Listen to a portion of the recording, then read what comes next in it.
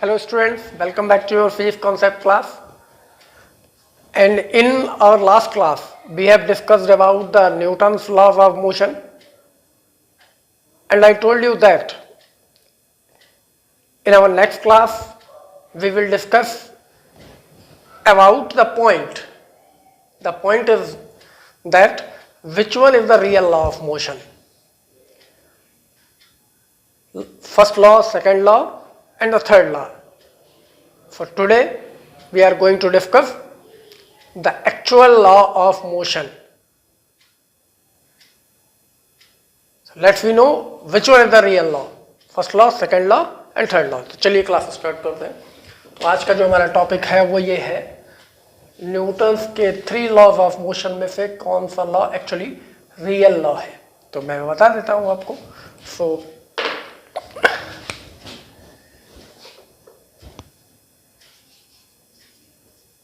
we have from Newton's second law. Second law हमने क्या read किया था? The force applied on an object is equals to the rate of change of linear momentum. Okay, और in other words the rate of change of linear momentum of a body is directly proportional to the external force applied on the body. This one is the Newton's second law, and mathematically we obtain the formula F equals to ma. So we can write according to second law F equals to dp by dt, the rate of change of linear momentum, and also F equals to the product of mass and acceleration of the body. Okay, ये second law है. अब 3 law हमने read किए थे. First law of inertia, second law of force जो आपके सामने लिखा हुआ है, और थर्ड लॉ था law of action and reaction. तो हम यहाँ कुछ अंडरस्टैंड करने वाले हैं. क्या अंडरस्टैंड करने वाले हैं? साथ में रहिए, आप समझ जाएंगे.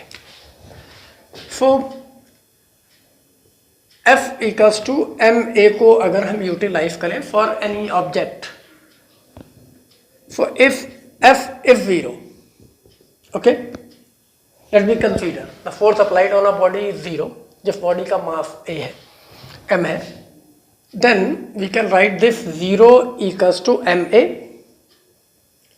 and mass is never be 0 for a body. किसी बॉडी का मास तो 0 हो नहीं सकता.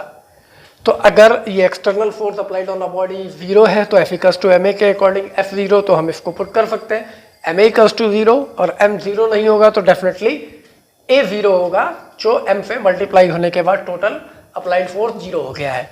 तो here we have to write this a equals to 0. So it's very simple.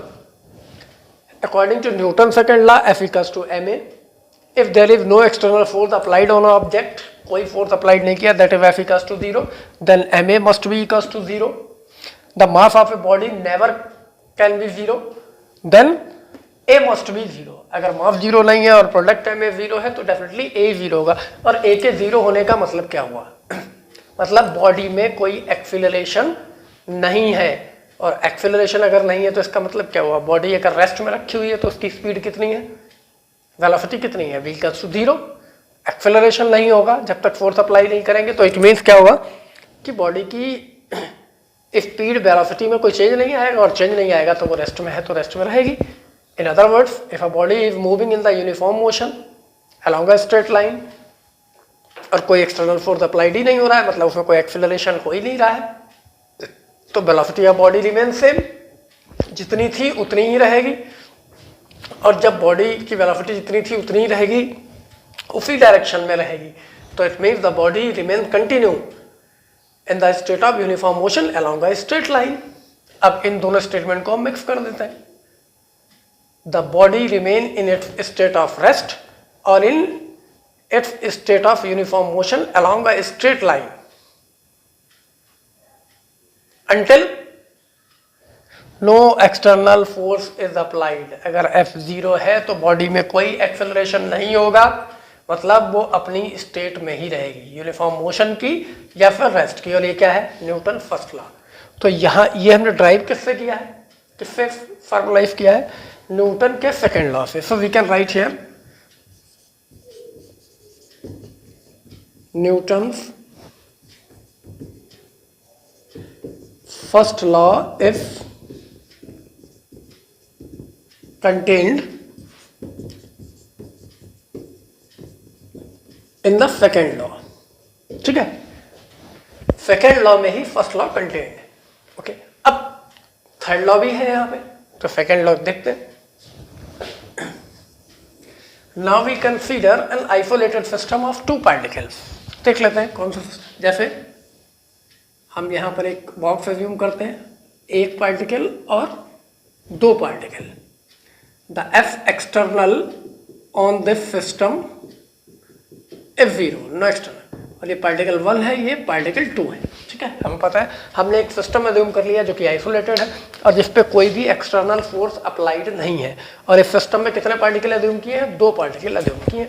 और ये हमें पता है particle to particle mutual interaction तो होता ही है। अगर सिस्टम फॉर्म हुआ है तो म्यूचुअल इंट्रैक्शन की वजह से तो ये रुके हुए हैं। तो इट मीन्स अगर इन दोनों पे force applied on 1 due to 2 and force applied on 2 due to 1 if F12 and 21 mutual interaction between them, ये given है। So according to Newton's second law, F12 हम यहाँ पर जो लिख रहे हैं इसको समझना जरूरी है। F12 का मीनिंग क्या है? Force applied on the first particle by the second particle. जिस पर अप्लाई हो रहा है वो पहले लिखा है और जिसने अप्लाई किया है वो बाद में लिखा है। तो F12 का मीनिंग क्या है? The force exerted by the second particle on the first particle. तो इसको क्या नोटिस करेंगे? F12। और according to Newton second law it should be equals to, जिस पार्टिकल पे फोर्स लगेगा उसी का मोमेंटम चेंज होना चाहिए। So it's momentum is P1, then it can be written as dP1 by dt, same as similarly F21, the force on the second particle due to the first particle, so it can be right, force किस पे लगा है? Second पे।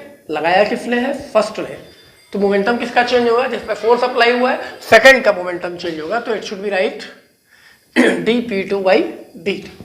अगर हम इनको add कर देते हैं that is F12 plus F21, so we have the result dP1 by dt plus dP2 by dt, and now it is equals to d by dt P1 plus P2, and if P with the momentum of whole system, total system में 2 ही particle है तो दोनों के momentum का सम पूरे system का momentum हो गया। तो we can write here this is equals to that is F12 plus F21 is equals to dP by dt। और यहां पर एक्सटर्नल तो कोई अप्लाई नहीं हुआ है। और सेकंड लॉ क्या कहता है? अगर एक्सटर्नल फोर्स नहीं है तो मोमेंटम में भी कोई चेंज नहीं होगा। If the external force is 0 then the change in momentum, the rate of change in momentum is also 0। So यहां पे लिख सकते हैं because F external is equals to 0, therefore dP by dt is also 0। now F12 plus F21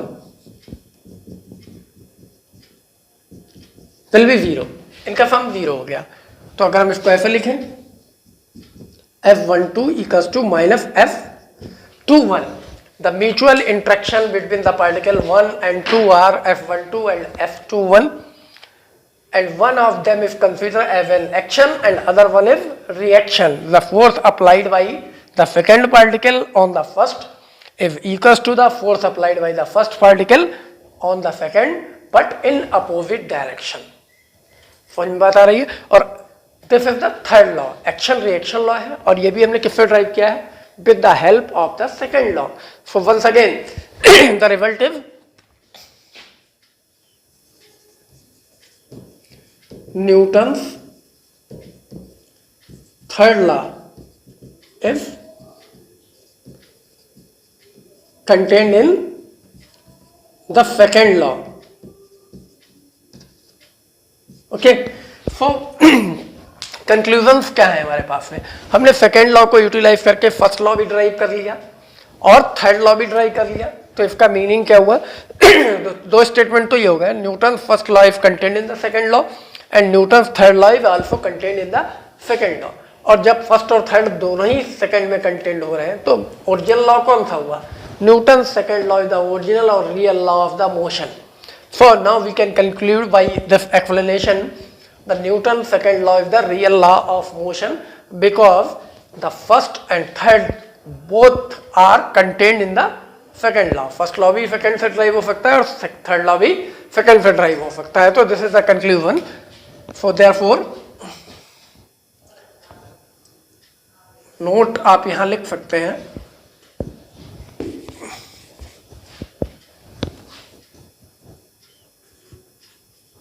note,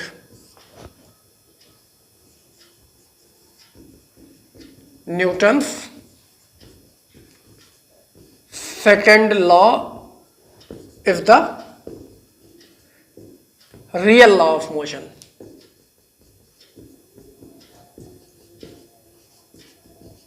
क्यों? Because it contain both first and third law. So I hope कि clear हो गया होगा कि कौन सा एक्चुअल लॉ है. और मैं आपको ये भी बता देता हूँ, एक्चुअली न्यूटन का जो मेन लॉ है वो एक ही लॉ है, वो सेकंड लॉ है. और first and second third law इनको आप बोल सकते हैं उस लॉ का एक्सप्लेनेशन है, कंक्लूजन है, स्टेटमेंट है कि इस लॉ को कितने तरीके से रिप्रेजेंट किया जा सकता है. तो फर्स्ट लॉ भी सेकंड में ही कंटेंट है, थर्ड लॉ में भी सेकंड में कंटेंट है. आपका 11th स्टैंडर्ड पे ये क्वेश्चन भी आता है, show that the Newton second law is the real law of motion.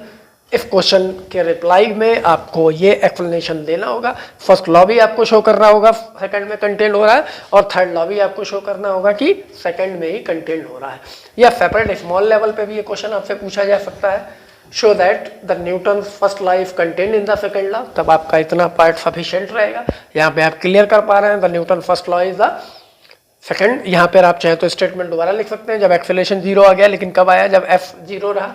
So we can say that or it is clear that the object remain in the state of rest or in the state of uniform motion along a straight line if the external force is 0, which one is the Newton's first law of motion, and it can be derived by the help of the second law. So that's why the Newton's first law is contained in the first law. और आपसे separately ये भी पूछा जा सकता है, show that the Newton's third law of action and reaction if contained in the second law. तो आपको फिर इतना पोर्शन ड्राइव करना होगा. ठीक है भाई, जैसे मैंने कंसीडर किया, let we consider an isolated system having two particles 1 and 2. There is no external force on the system but the mutual interaction between the particles 1 and 2 are F12 and F21. So according to Newton's second law, F12 must be equals to this and F21 equals to this. By adding we have this result. If the external is 0, then the rate of change of linear momentum is 0, and F12 must be equals to minus F21. One of them is said to be action and other one is said to be reaction. So that's all for today. Now we will meet in our next class and we'll discuss a new topic. Okay, so that's all for today. Goodbye.